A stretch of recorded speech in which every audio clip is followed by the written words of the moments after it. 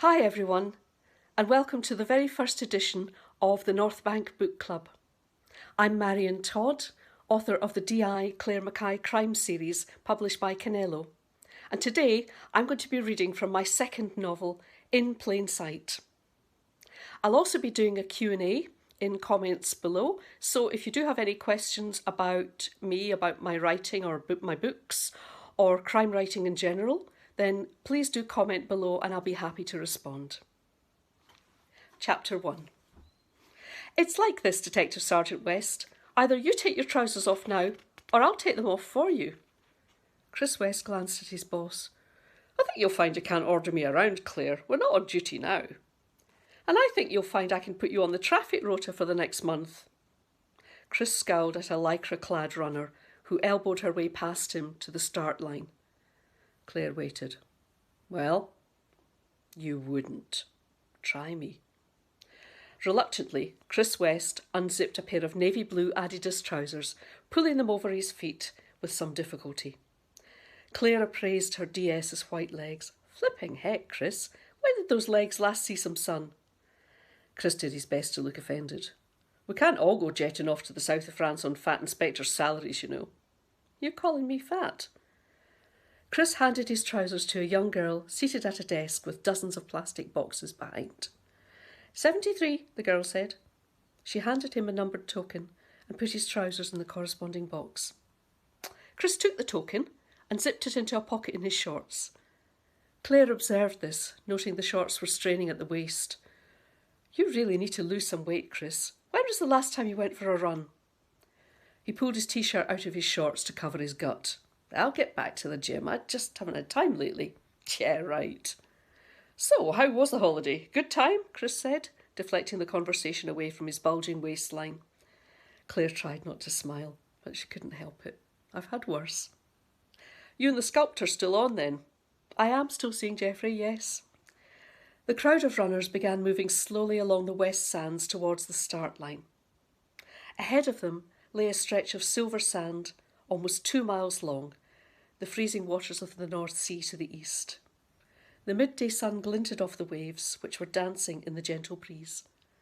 Claire was glad to see the tide was well out. It would be far easier running on the hard sand. As they fell into step with the other runners, she looked over the dunes to the west where the famous old course lay. The dunes obscured her view of the fairway, but on a Sunday she knew the golfers with their gaudy sweaters and oversized golf bags would be absent. It was the one day of the week when the course was open for tourists to wander and explore. The runners in front came to a halt. Claire craned her neck and estimated there were 50 or 60 ahead of her. She wondered if she could work her way up to the front. Something caught her eye, and she turned, squinting into the sun. A uniformed PC was waving at them from the sand dunes. Oh, there's Sarah, she said. Chris turned to see PC Sarah Stapleton, and a smile spread across his face. Claire saw this and nudged him with her elbow. You two still an item, I take it. Mm-hmm. Claire gave Sarah a wave and thought how happy she looked. She glanced back at Chris. She was fond of him, but was he really right for Sarah? You see, you don't break that girl's heart, she said, or you'll have me to answer to. Chris was prevented from answering by a garbled announcement over the megaphone. It's about to start, Claire said. Come on, let's get up to the front. Chris stepped to the side to allow a clutch of pink-shirted men to pass him. My lace is loose, I'll just... Claire scowled back at him as she was carried along with the pink shirts. You'd better not duck out, she shouted. He responded by cupping a hand to his ear, as if he hadn't heard, before the crowd swallowed him. Typical. Claire knew he hadn't done any training. Looking along the dunes, she saw Jim, her uniformed sergeant, smiling and waving from the side. He wasn't in uniform today, of course. Still signed off work. He was shouting something, but it was lost on the wind.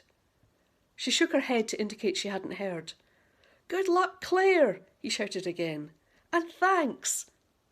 Claire gave him a thumbs up. Is Mary with you? Jim shook his head. A bit tired today, you know. But she's so grateful to you all for the sponsorship money. Means a lot. A klaxon sounded, disturbing the herring gulls.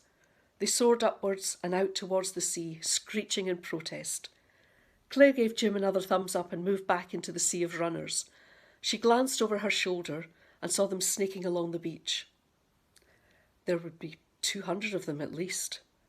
The dunes were lined with spectators, and she suddenly felt outstandingly happy.